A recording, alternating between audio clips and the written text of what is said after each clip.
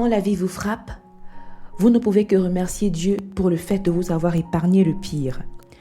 Je m'appelle Myriam et je me considère comme une conquérante, une vraie survivante. Je suis le premier enfant d'une fratrie de 3.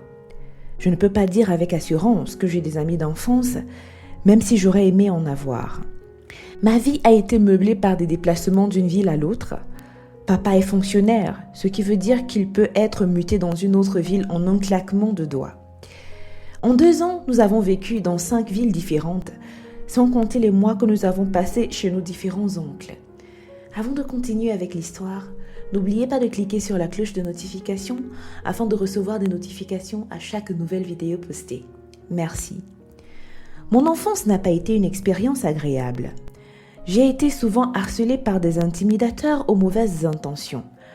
Je suis introvertie de nature, ce qui m'a causé de ne pas avoir d'amis. Certains jours, je m'asseyais et je regardais les enfants s'amuser, mais je ne pouvais pas faire pareil. La peur de m'attacher aux autres pour ensuite se séparer lorsque papa aurait obtenu un transfert m'a empêché de sortir de ma zone de confort. Du coup, chez moi, je n'avais qu'une mission, aller à l'école, étudier puis rentrer à la maison. Notre maison était clôturée, donc avoir quelqu'un avec qui jouer dans le quartier était compliqué. Je dirais même quasiment impossible. Avant l'arrivée de mes 2 plus jeunes frères, la vie semblait très vide. Je vivais en solitaire. Par conséquent, j'ai appris à puiser dans mon côté créatif. Mon imagination était mon meilleur allié. J'inventais des histoires dans ma tête, en utilisant mes poupées et mes jouets comme personnages. J'utilisais des différents tons de voix pour donner vie aux personnages de mes histoires. C'est ainsi que je passais mon temps. En fin de compte, j'avais un objectif qui me tenait à cœur. C'était d'avoir une vie meilleure. Je sais que mes parents font tout ce qu'ils peuvent pour me donner le meilleur, mais je voulais mieux. Je voulais plus. Gravir les échelons et être mon propre patron. Travailler à mon propre compte. Papa avait vécu tellement de mutations, ballotté d'un endroit à l'autre, que je n'avais pas envie de vivre ça à mon tour. Je me suis donc appliquée à réussir tous mes examens et d'être la meilleure. Je savais que j'avais un avenir très brillant et je m'en donnais les moyens en travaillant dur. Je me délectais comme jamais quand mon nom était appelé en premier comme major à la fin de chaque trimestre. J'étais la fierté de mon père et il me portait sur ses jambes et m'appelait la petite fille à papa. En gros, le cours de ma vie se déroulait bien jusqu'à ce fameux rendez-vous chez James. James est un camarade de classe devenu une connaissance. Je l'ai rencontré au lycée. Nous faisions partie d'un groupe de 5 réunis pour réaliser un projet de classe. Je ne lui avais jamais adressé la parole avant ce projet. Donc cette période était comme une sorte de première fois durant laquelle j'avais eu un contact avec lui. J'ai toujours été introvertie, sauf dans les discussions qui impliquaient l'éducation. Nous avons donc tous convenu que nous nous retrouverions chez James. J'avais eu comme un avertissement venant de mon subconscient, mon esprit a hésité à y aller.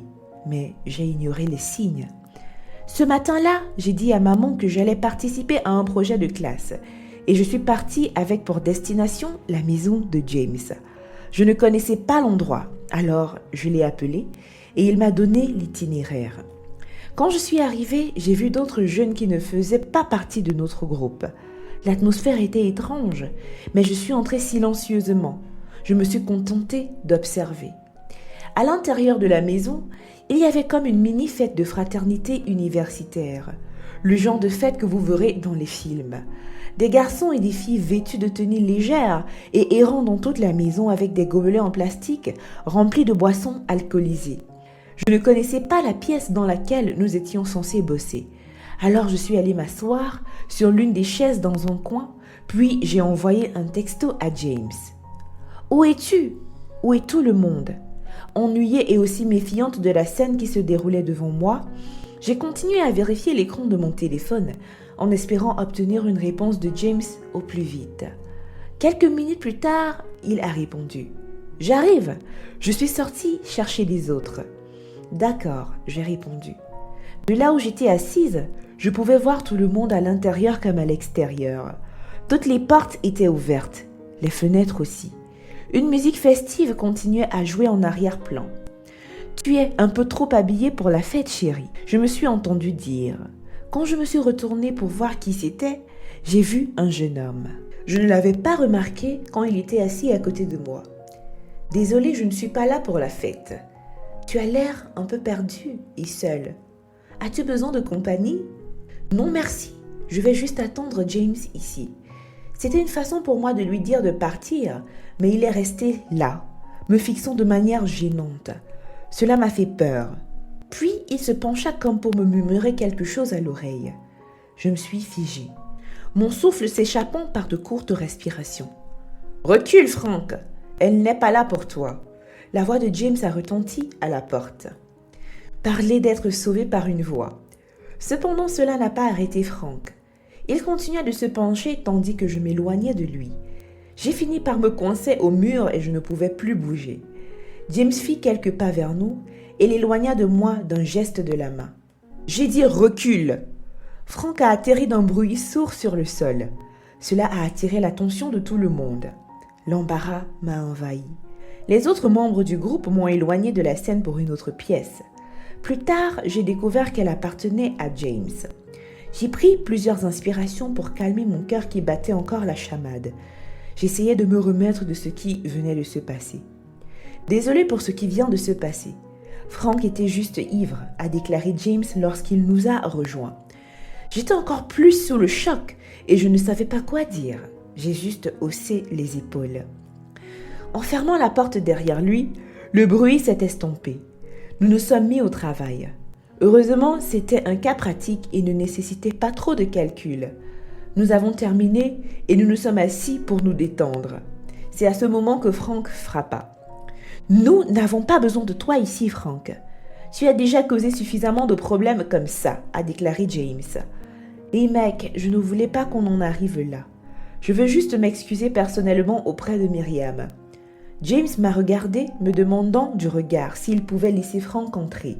J'ai haussé les épaules et j'ai hoché la tête. Les autres sont sortis quand Frank est entré.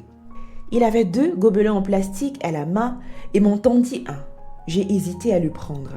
Il aurait peut-être mis une substance illicite à l'intérieur, qui sait? Ce n'est qu'une boisson gazeuse, rien de toxique. Lentement, j'ai pris le verre et je l'ai déposé au pied de ma chaise. Je suis désolée pour ce qui s'est passé plus tôt. Je voulais juste te dire que tu as perdu une boucle d'oreille. Il a ouvert sa paume et j'y ai vu une de mes boucles d'oreille. J'ai touché mon oreille instinctivement et j'ai senti qu'il manquait une des boucles. L'ayant remarqué, je lui ai pris la boucle des mains. « On fait la paix ?» m'a-t-il demandé. « On fait la paix », j'ai répondu. Nous avons trinqué et j'ai bu. Nous avons continué à discuter et j'ai senti mon corps se détendre étrangement. C'est à cet instant que j'ai réalisé que ma boisson avait été droguée. Peu de temps après, les mains de Frank étaient sur mon corps et me tripotaient. J'ai essayé de crier, mais ma voix était étouffée par la fatigue qui m'handicapait.